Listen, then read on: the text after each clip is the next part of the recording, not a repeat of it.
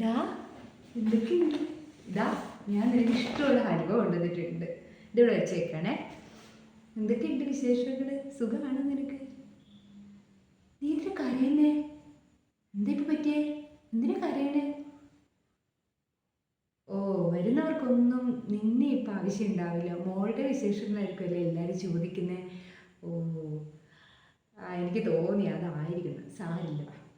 പിന്നില്ലേ, ഞാൻ ഇതിനിടയ്ക്ക് നമ്മുടെ കൂടെ പഠിച്ച രമ്യയില്ലേ എൻ്റെ കോളേജിൽ, അവളെ കാണാൻ പോയിട്ടുണ്ടായിരുന്നു. അപ്പം അവളുടെ അടുത്ത് പോയപ്പോൾ അവൾ ആകെ വല്ലാണ്ട് മൂടിയായിട്ടാണ് ഇരിക്കുന്നത്.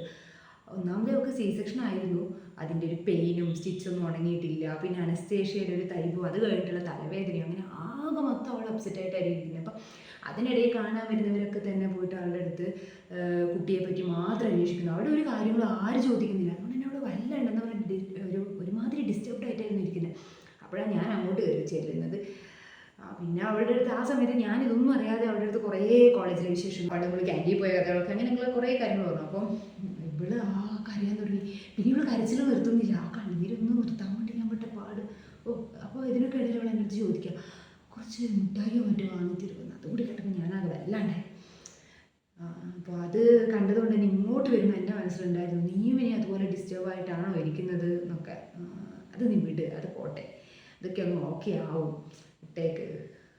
എനിക്കെന്തായാലും നീ തന്നെയാണ് വലുത്. ഞാൻ നിന്നെ കണ്ടിട്ടാണ് നിൻ്റെ കുട്ടിയെ കാണാൻ വരുന്നത്. അതുകൊണ്ട് നീയാണ് വലുത്. നീ ഇത് ചിരിച്ച് നീ പഴയ കാര്യങ്ങൾ ഞാൻ ഓർക്ക്. അപ്പോൾ നമുക്കൊക്കെ ഒരു റിലാക്സ് ആവില്ലേ. ഇനി നിൻ്റെ മോളെ കാണട്ടെ. എവിടെ മോളെവിടെ? അയ്യടാ, അമ്മയെപ്പോലെ തന്നെയുണ്ട് കേട്ടോ, നിന്നെ പോലെ തന്നെയുണ്ട് കാണാൻ.